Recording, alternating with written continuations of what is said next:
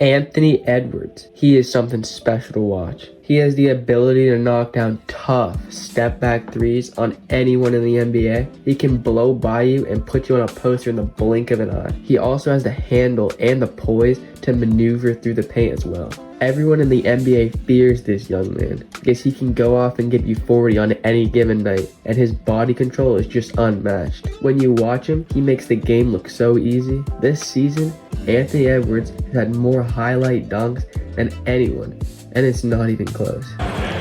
Warren did not score and only had one shot attempt in that first half. Another turnover for Utah. Edwards gets it back and threw it down. Look at Anthony Edwards absolutely embarrass John Collins, not once, but twice in the same game. Collins, double team looming, another crossover to the rim.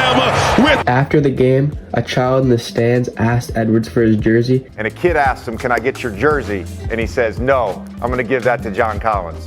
That type of personality is rare. Combined with his box office game on the court, makes him the type of player that could be the face of the NBA one day. And that day is coming. The Minnesota Timberwolves are competing for the #1 spot in the Western Conference this season. There are only a handful of games left, and Anthony Edwards is making a late push for MVP. Not only is he stepping up in the absence of his star player, Karl Anthony Towns, but he's been playing like an MVP for the entire season. When I watch Edwards play, the first thing about his games that many fans know him for are his show-stopping dunks. He has had some unbelievable slams this season. It is such a shame that he would not participate in the dunk contest, but regardless, still the most explosive athlete in the NBA. I think he has surpassed Ja Morant as the best in-game dunker. If we go back to the early 2000s, prime Vince Carter was something special. You did not want to get caught lurking in the paint. When 2001 Vince Carter was coming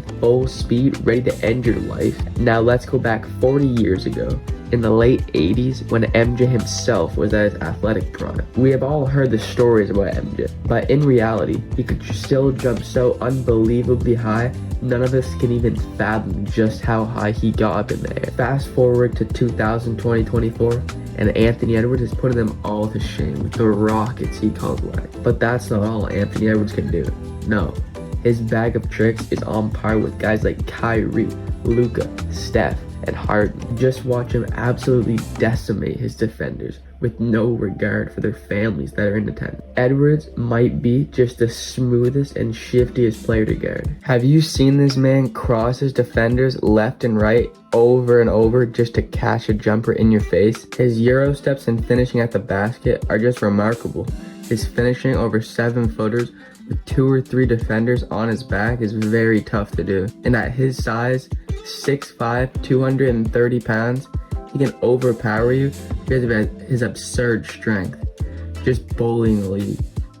Some of the stuff he does on a game-to-game basis is just unfair. When a guy that has the same type of paint scoring ability as Michael Jordan, you are already putting fear in the league. But if MJ played in this era of basketball, space and pace, thanks to Steph Curry and the Golden State Warriors, you have to be able to shoot threes if you want to be great in this league.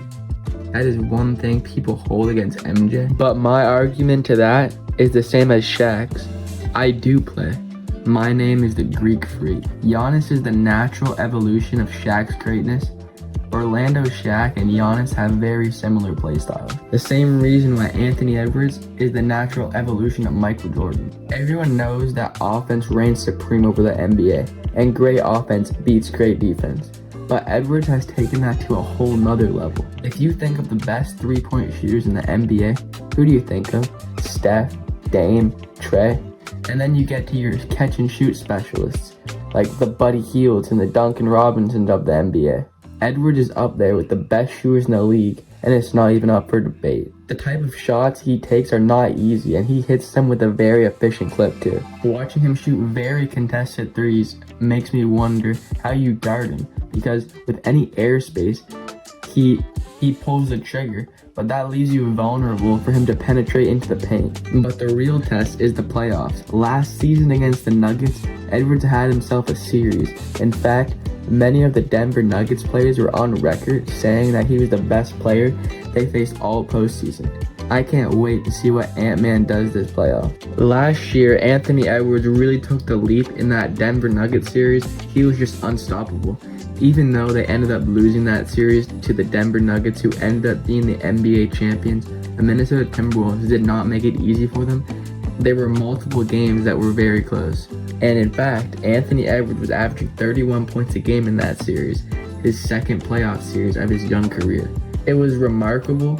Anthony Edwards was only drafted 4 years ago, and he's only 21 years old, and he has a lot of time to continue to get better. Every year, his stats have improved every single season. A lot of people around Edwards always talk about what a hard worker he is and how dedicated he is to getting better. Edwards is a rare type of player, and he has the will to win. He gets after it every single night and is taking huge strides on the defensive side of the basketball. A lot of people criticize the Rudy Gobert trade, myself included. I thought it was a stupid trade, and almost everyone clowned them. But looking back on it, it created a defensive identity and culture for the Timberwolves, who have one of, if not the best defense in the NBA, largely due to the fact that Rudy Gobert will most likely win Defensive Player of the Year. Although, I actually think Victor Wembanyama deserves the award, but it's hard to give it to him because the Spurs suck so bad. Anthony Edwards' defense is probably the most underrated part of his game. I always knew he could be a very good defender. It was just a matter of how much effort and conditioning was there. It's not like he's Trae Young or D'Angelo Russell, who are defensive liabilities in the playoffs. No, Edwards is a very capable defender. You were talking about the next face of the NBA. If Ant-Man can stay on his trajectory in the next couple of seasons, it's pretty obvious that the Timberwolves will be making deep playoff runs and maybe even win a championship as early as this season. Young players are not supposed to be this good early in their career. Even the NBA GOATs like LeBron and Jordan had to wait until they were 28 years old to win their first ring. Kobe won early, but he had prime Shaq, who was also in his late 20s. I think a good comparison to Anthony Edwards is D. Wade. It was really a conversation that people were debating in 2006 if D. Wade would become the next face of the league. In 2006, the Miami Heat beat the Dallas Mavericks, and D. Wade was only in his third NBA season. Anthony Edwards did not always know that he would be an NBA superstar like many NBA players do. When he was a kid, he was a star football player, and even to this day, Edwards still believes he could be in the NFL tomorrow.